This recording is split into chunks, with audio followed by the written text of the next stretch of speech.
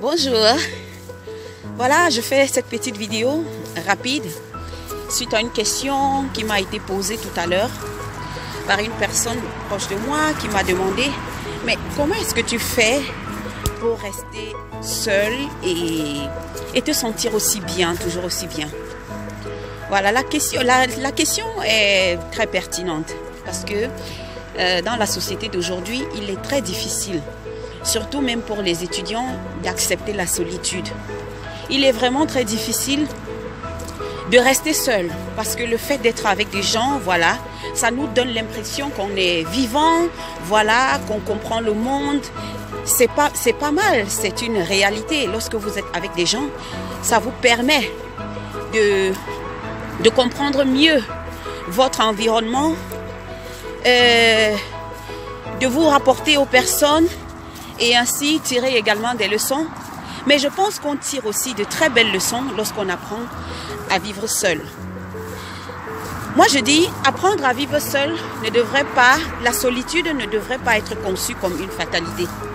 Parce que malheureusement pour beaucoup de gens, la solitude est une fatalité, la solitude est une chose tellement mauvaise qu'il vaut mieux ne pas l'accepter. Sinon, on risquera de passer pour bizarre aux yeux de la société.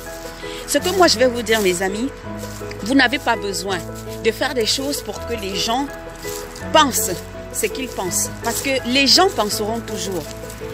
Donc, ne croyez pas que être toujours avec des gens vous permettra toujours de faire le saut vers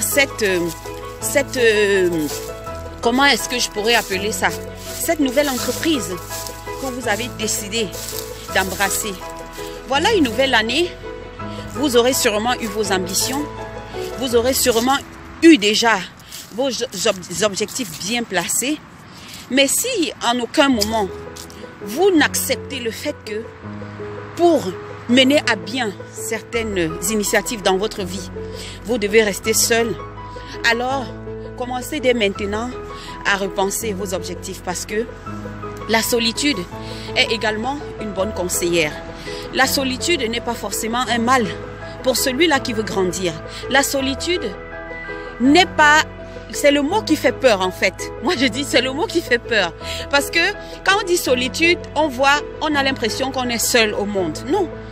Moi je me sens tellement bien dans ma peau que moi je me dis parfois, si l'amitié, et je vais parler du sujet, du thème de l'amitié là très prochainement, si l'amitié pour moi ne vaut pas la peine, ça ne sert à rien que j'ai des amis. Et ça je le dis haut et fort. Voilà, ça a toujours été ancré dans mes habitudes. Je ne pense pas que l'amitié soit une fin en soi. L'amitié bien méritée, oui, ça je l'embrasse, ça je l'accepte. Mais une amitié où il n'y aura pas, parce que tout doit être par intérêt. Maintenant, il faut comprendre ce qui veut dire par intérêt. Si je suis dans une amitié où je ne trouve pas mon intérêt, l'intérêt peut être spirituel, l'intérêt peut être émotionnel, l'intérêt peut être matériel, l'intérêt peut être ce que vous voulez. Mais si dans cette amitié-là, dans la compagnie des autres, je ne trouve pas mon intérêt, mais ça ne sert à rien que moi je sois en compagnie des autres tout le temps. Parce que ce qui est sûr, nul ne vit seul dans ce monde.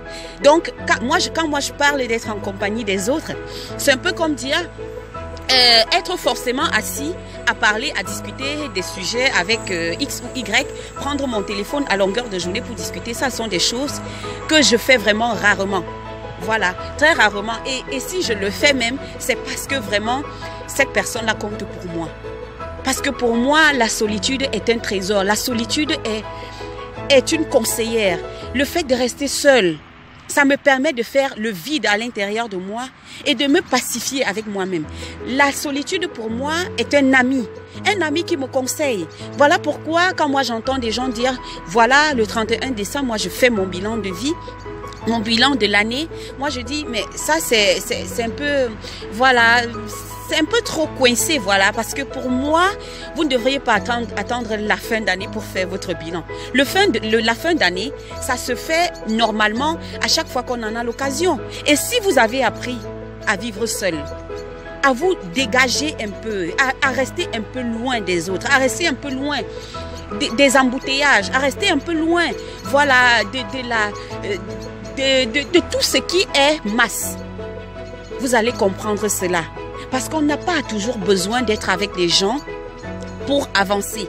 Vous devez côtoyer des personnes qui vous donnent l'envie d'avancer. Vous devez côtoyer des personnes qui valent la peine. Vous devez côtoyer des personnes pour qui vous avez un intérêt et qui ont un intérêt pour vous. Mais si cela, dans les affinités que vous avez avec des gens, il n'y a que le donnant et jamais vous n'avez dû recevoir.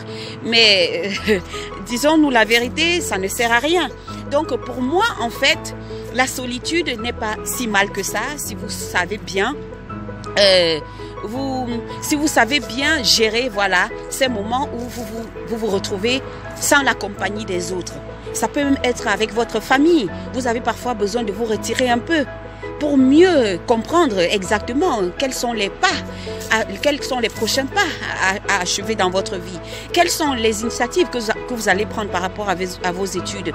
Quelles sont les choses que vous allez entreprendre pour être meilleur dans votre secteur. Parce que si vous êtes étudiant et que vous n'arrivez pas à être seul et que pour un tic ou pour un tac vous vous retrouvez dans des fêtes, dans des assemblées, dans des réunions, dans des ceci, dans des cela, à la fin, on est en Europe.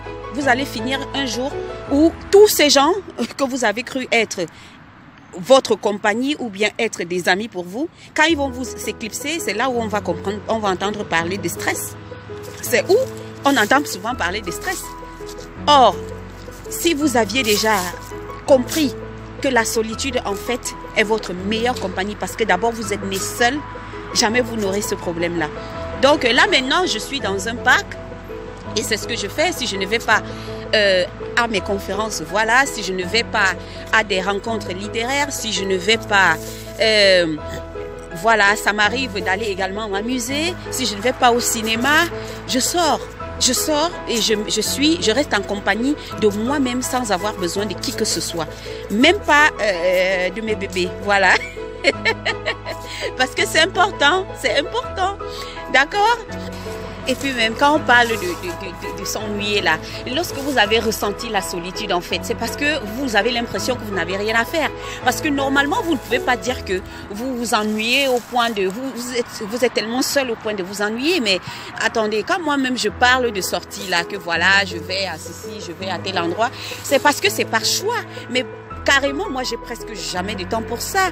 Et quand bien même j'ai un peu de temps, que j'ai fini de faire si je prépare pas mes cours, je fais mes recherches. Si je fais pas mes recherches, voilà, je chante, je danse, ou alors je dors.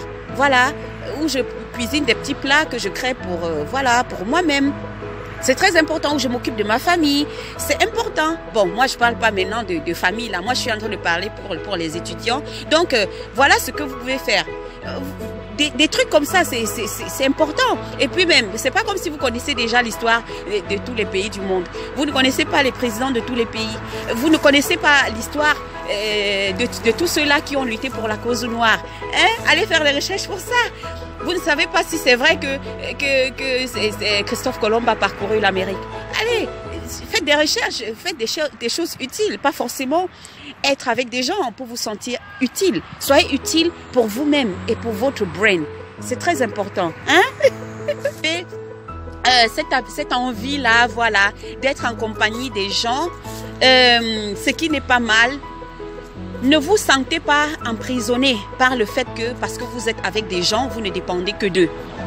Cherchez à ne pas dépendre des gens. Cherchez à ne pas dépendre des gens. Parce que des surprises parfois maladroites, nous atteignent et on se leurre. Parce qu'on s'est leurré. On s'est dit, non, sans cette personne-là, je n'irai pas à tel endroit. Moi, quand je vais sortir là, je sors.